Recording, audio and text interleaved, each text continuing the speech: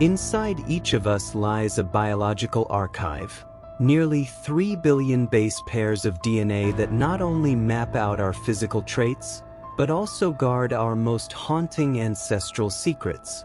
Some of these secrets, according to several studies, point to a violent and forgotten chapter in human history, one that may have left a lasting scar on our very genetic code.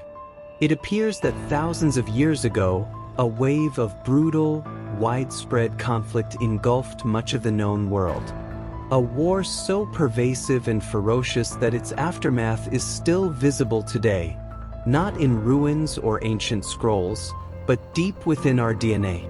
What makes this discovery even more astonishing is the possibility that this may have been humanity's first true global conflict, an era when violence became nearly inescapable across much of the inhabited world. Researchers stumbled upon this chilling revelation by examining the genomes of modern populations. What they found was a dramatic genetic bottleneck, a sudden drop in genetic diversity, particularly among male DNA. Bottlenecks aren't uncommon in evolutionary history. They've happened before due to natural disasters or disease. One well-known event occurred around 70,000 years ago, possibly caused by a volcanic eruption that nearly wiped out early humans. But this newly discovered bottleneck was different. It was more recent, dating back to the late Neolithic era, roughly 5,000 to 7,000 years ago. And unlike past events that affected everyone equally, this one had a strange twist. It only impacted men. The evidence came from a sharp decline in Y chromosome diversity, which is passed from fathers to sons. Meanwhile, mitochondrial DNA, inherited from mothers, showed no similar decline. That means while the male population took a massive hit, the female population remained relatively unaffected. This strange gender-specific die-off led scientists to one unsettling theory: a sudden outbreak of extreme male-on-male violence. Unlike natural disasters that would indiscriminately affect both men and women, this pattern pointed toward warfare, conquest, and systematic slaughter, perhaps even the first large-scale battles in human history. To grasp how devastating this event was, consider this.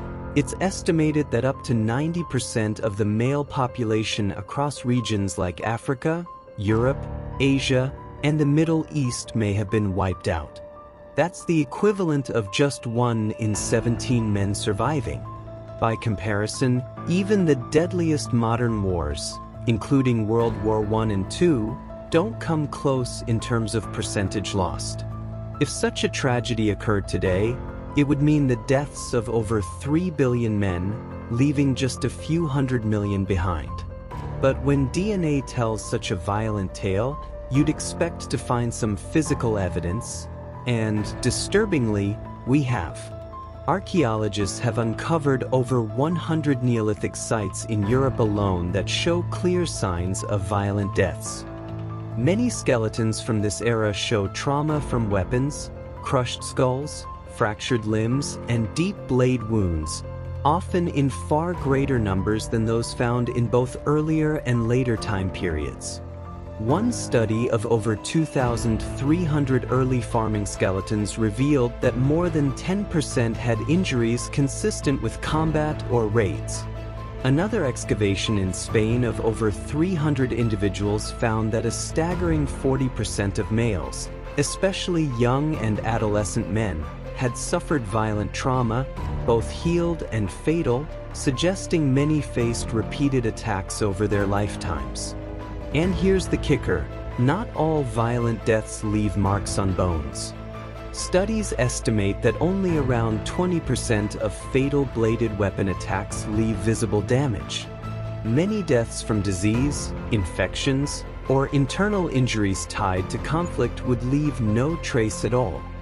Among the most chilling pieces of evidence are the mass graves.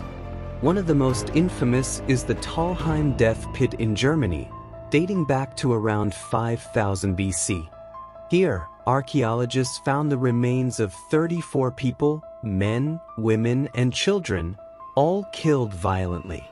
What's striking is that most of the dead showed no defensive wounds, indicating they were attacked while fleeing or ambushed. Nearly every skull had been bashed in or pierced, often with more than one lethal blow. Even more telling, young women were missing from the dead, suggesting they may have been captured alive, possibly as spoils of war.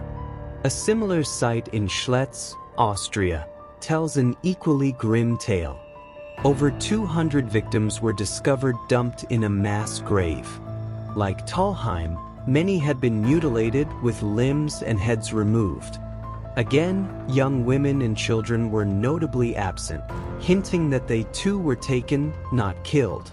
But the most horrifying case might be Herxheim, also in Germany. Between 5300 and 4900 BC, a large Neolithic settlement built over 50 pits around its perimeter, pits that were filled with human remains. Over 1,000 individuals, possibly more, were processed with disturbing precision. Skulls were cleaved in half, bones crushed for marrow, and tongues removed. The bodies were cooked, spit roasted, and even used as decorations. Some bones were turned into tools or placed on stakes near the village entrance. Evidence suggests these weren't just victims. They were part of ritualistic cannibalism and possibly even skull worship. The remains came from a wide variety of regions and lifestyles: mountain tribes, lowland farmers, hunter-gatherers, all pointing to a society capable of long-distance raids, strategic warfare, and unspeakable cruelty. Herxheim wasn't a massive city either. Its population may have been fewer than 1,000 people, yet it carried out attacks across hundreds of kilometers. The fate of the villagers themselves remains unclear. The site appears to have been abandoned shortly after the mass killings, possibly wiped out by another tribe seeking revenge. And while Herxheim stands as the most grotesque case, it wasn't alone. Other groups across prehistoric Europe and Asia left behind signs of similar savagery, from headhunters and mutilators to tribes that buried enemies alive. Weapons varied wildly: axes, clubs, spears, arrows, hammers, knives. Yet armor was almost non-existent. Combatants fought in little more than cloth or leather. For men, growing up meant stepping onto a battlefield. Reaching the age of 30 was considered a long life. Many perished in their teens or 20s, making this one of the deadliest times to be a human, especially a male. So what triggered all this madness? While we don't have a single, clear cause, one theory points to the Neolithic Revolution, the shift from hunting and gathering to farming and permanent settlements. This change enabled humans to grow larger populations, develop stronger weapons, and form tribes that could organize raids and wage war. Farming communities offered everything a rival clan could want: food, women, and territory, all in one place. Some scientists suggest that as settlements grew, patrilineal kinship structures became dominant. Women were often exchanged between clans for alliances or peace, while men were seen as outsiders and potential threats. In such societies, violence between male kin groups would have been common, a blood-soaked method of asserting dominance and control over land and lineage. Others propose a less violent theory. Perhaps male genetic lines were lost due to peaceful clan splits, a process called lineal fission. As related males formed new communities and faced environmental challenges, some lineages simply died out. The survivors grew in number, creating an illusion of a bottleneck. Or maybe it was a bit of both: warfare and peace, violence and circumstance, working together to erase countless male bloodlines from history.